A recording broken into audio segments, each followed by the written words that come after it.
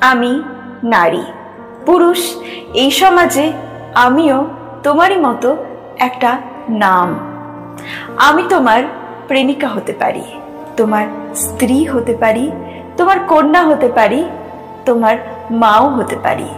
তুমি চাইলে আমি তোমার সংসারে আলো করে থাকতে পারি, কিন্তু তুমি আমায় কখনোই বেঁধে রাখতে পারো না, কারণ আমি তো নিজেই একটা বিশাল বড় আকাশ।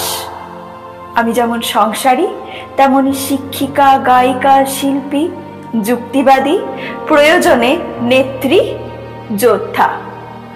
আমারও ইচ্ছে হয় আমার স্বপ্নগুলোকে পূরণ করব, আমার পায়ের সমস্ত শৃঙ্খলাকে ছুঁড়ে ফেলে দিয়ে ছুটে আমি এগিয়ে যাব, প্রতিবাদের মঞ্চে আমি আগুন হয়ে জ্বলে উঠব।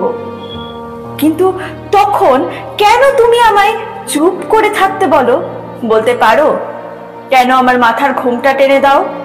কেন আমার মনের সমস্ত দরজা জানলাকে তুমি বন্ধ করে রাখতে বলো?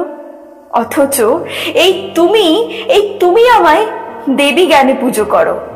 আমার পায়ে নোয়াও তোমার মাথা, আমার উগ্র চণ্ডী ভয়ঙ্কর রূপ দেখে তুমি ভয়ে হাত জোর করে প্রার্থনা করো।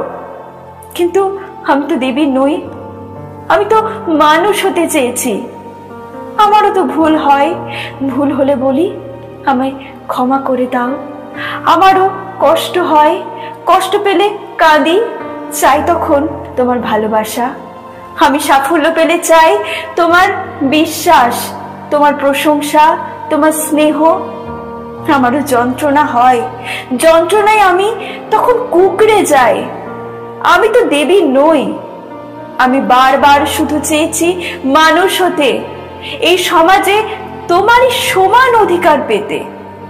আমার শরীরেও তো রয়েছে রক্ত মাংস, আমিও তো এই সমাজে তোমারই মতন একটা সমান অংশ।